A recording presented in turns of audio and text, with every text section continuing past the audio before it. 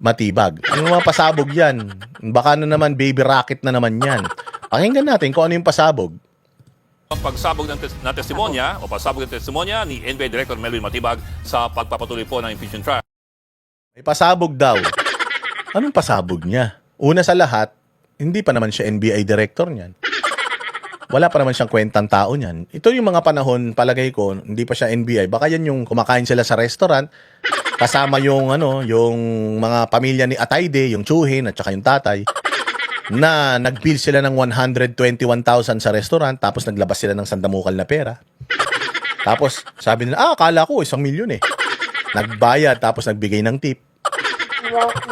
Baka ito yung mga panahon na hindi pa siya NBI director niyan eh. Yan yung mga kumakalat na video. I'm just assuming, hindi yung totoo. Dinikit ko lang. But anyways, si Santiago ang director nito. After ni Santiago, si Magno. Tapos siya. Actually, kaya nga siya naupo dyan dahil si Sir Jack Argota pumunta doon sa opisina ng NBI. Tapos si Magno ang director noon. Hindi naman siya kakasuhan talaga. Nagpaliwanag lang si Jack ano yung post niya tungkol doon sa medical certificate. Sinabihan nga si Jack na ingat lang. Minsan, kailangan alamin nyo muna kung lawful pa ba yung mga utterances ninyo, mga ganyan-ganyan, bago nyo gawin para maiwasan yung ganito. So pinagsabihan lang siya doon. Nagulat na nga lang si Jack, may kaso na siya eh. And the very same people na nag-advise sa kanya na mag-ingat mag-post and nag-investigate sa kanya are the same people na naging complainant niya. Di ba? Ganun kagago. But anyways, may lawyers man si Jack Argota and he's battling it sa Department of Justice. So, pabayaan na natin yon. Let's see what's gonna happen. Pero napalitan si Magno dahil nga hindi nakasuhan initially si Jack. Ang nagkaso na kay Jack nung ito na ito na yung director, biglang nagkakaso na si Jack. Nung si Magno pa, wala namang kaso si Jack. Biglang nagkaroon na lang siya ng kaso nung umupo na ito. At meron nga kaming belief na hindi sumunod si Magno sa gusto na kasuhan kagad si Jack kasi wala naman talagang kakaso-kaso kay Jack eh. Kaya inalis si Magno dahil kay Jack, yun nga iniisip namin nun. Ito yung pinalit. Yung ipinalit, syempre, kailangan niyang patunayan na mas satanas siya. Kaya ito, may pasabog daw siya. Ewan ko kung anong pasabog yan. Ni VP Sara Duterte. Ayon sa prosekusyon, mala fireworks ang pasabog nila sa susunod na linggo. Ayon sa prosekusyon, si Matibag ang kukumpleto sa naratibo ng naunang dalawang testigo. Naratibo may pasabog daw. Fireworks. Sinabi na rin nila na yan mga nakaraang 2 linggo. Pero ang sumabog yung mga tae sa mukha nila. Ang sumabog yung panis na laway ni Luistro. Ngayon pasabog na naman daw. At siya daw ang kukumpleto ng naratibo. Naratibo, hindi ebidensya. Naratibo. So dito, propaganda lang ang plano talaga nila. Naratibo lang ang gusto nilang buuin para sirain si Inday Sara sa mata ng mga Pilipino. Yan yun. Yan yung hindi tama. Na naglalaro tayo sa naratibo, hindi tayo naglalaro sa facts. Na bini-brainwash lang natin, pinopropaganda natin para tayo mga komunista, bini-brainwash natin yung mga tao to believe na si Inday Sara maruming politiko. Well, in fact, hindi siya ang nagnakaw sa kaban ng bayan sa flood control project.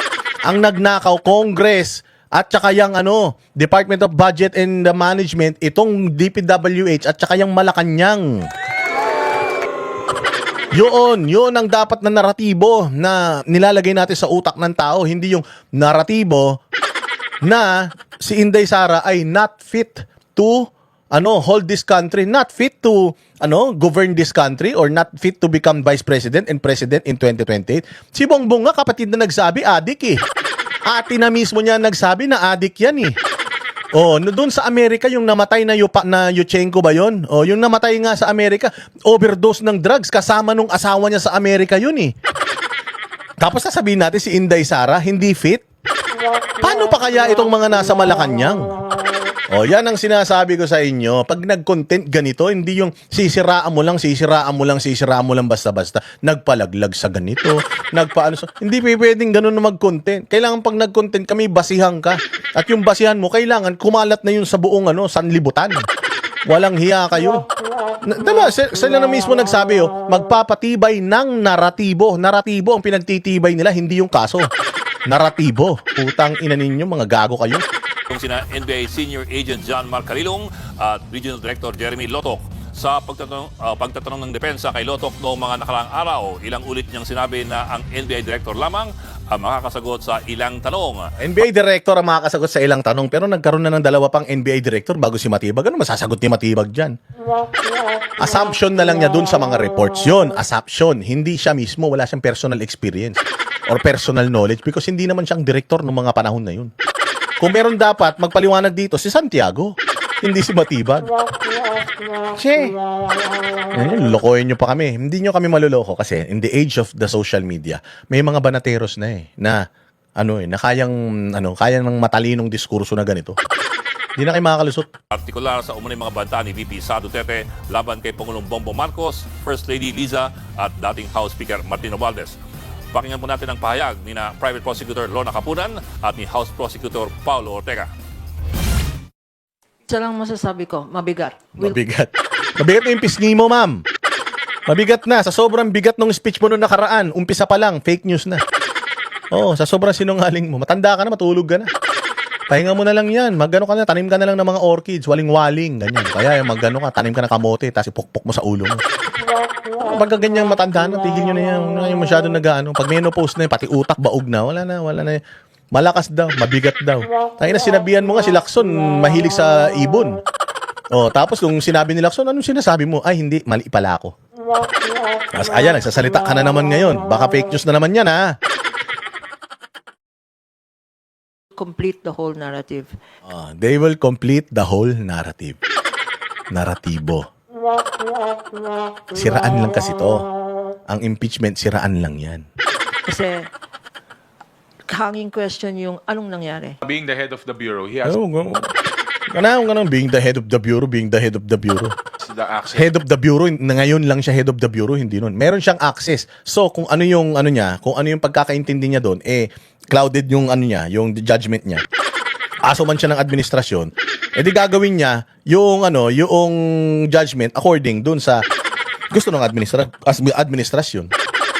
Oh, wala siyang impartiality dito. Tigil niyo na yung kagaguhan niyo, Congress. Tangina ninyo, wala na kayong lusot. He has access to all of the records sa lahat na to. Kumbaga, he has the keys to the castle eh. Keys to the castle. Anong castle? Castle ni Barbie? Dami nyo alam. Ang ina nyo. Puro kayo katarantado, mga hayop kayo. O, yan. O, masarap, di ba? Sarap na kwentuhan natin. Mahaba-haba yan.